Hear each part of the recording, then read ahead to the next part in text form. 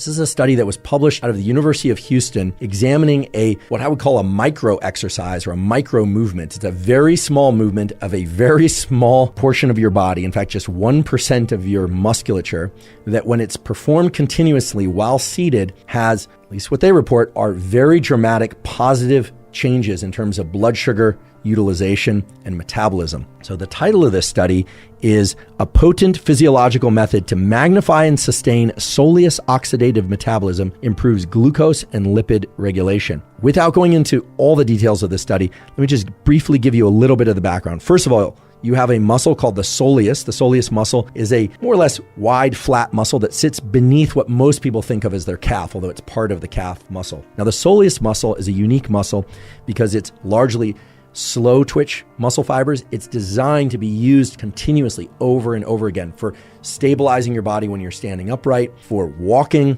This is a muscle that's designed to contract over and over and over again. In fact, you could walk all day on this muscle and most likely it would not get sore. In contrast, a muscle like your bicep or your tricep, if I were to have you perform hundreds or thousands of repetitions, even with a very light weight, 1 pound weight or a 2 pound weight, eventually it would fatigue. You would feel a sort of a burn there. It's a very unusual set of muscles to use repeatedly. But the soleus is an unusual muscle in that it really is designed to be used continuously. Now, this study was focused on how people who sit a lot of the day and don't have the opportunity for a lot of physical movement, or maybe who don't even exercise at all, can improve their metabolism and glucose utilization.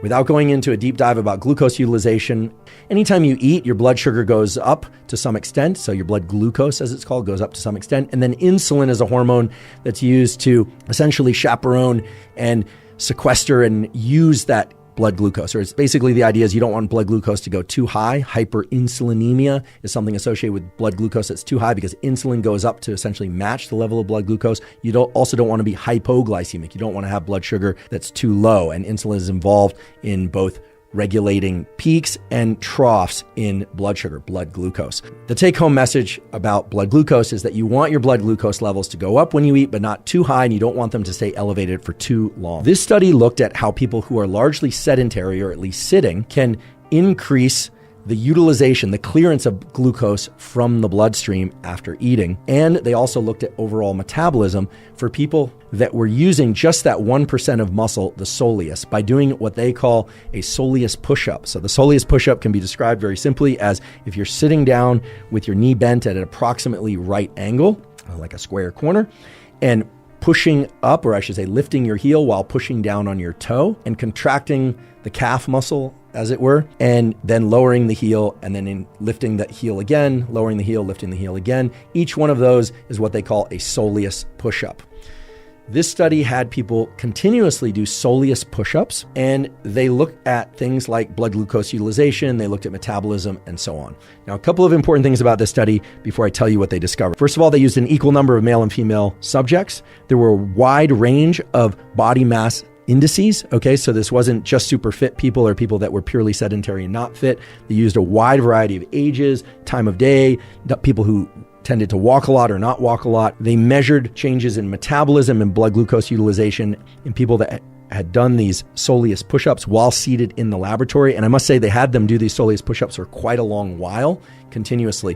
So they had them do it for as long as 270 minutes total throughout the day.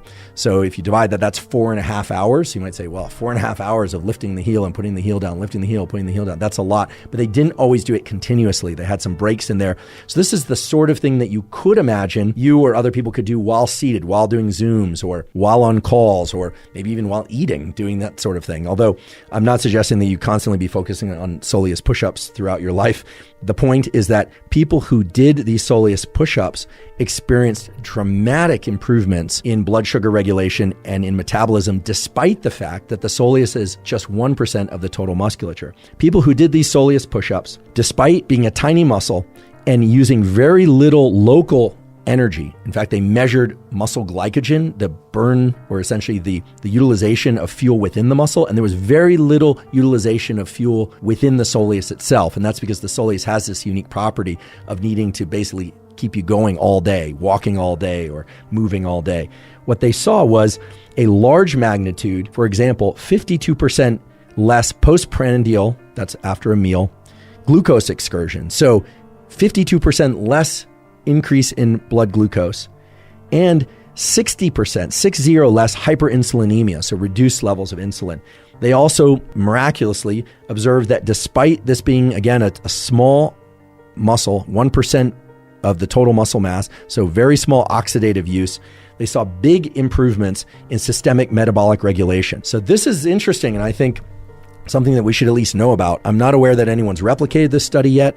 I know there's a ton of excitement about this study in the popular press, and if the data turn out to hold up, which I like to imagine they will, I can understand why there's so much excitement. What this means is that if you're somebody who cares about blood glucose regulation, you want to keep your metabolism running, please don't stop exercising the other ways that you exercise. But if you're somebody who wants to maximize your health, doing these soleus push-ups fairly continuously while seated is going to be beneficial.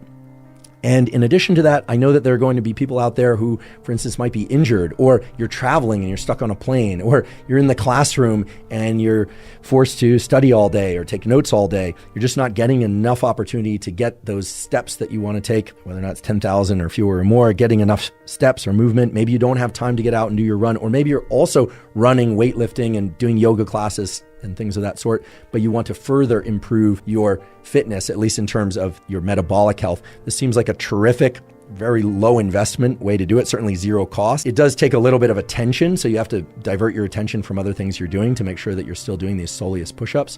I'm sure that many of you are going to have a lot of detailed questions, such as, how high did they lift the heel, and did they contract the muscle very hard or not? A couple of things about that. They did not have subjects really contract the muscle hard.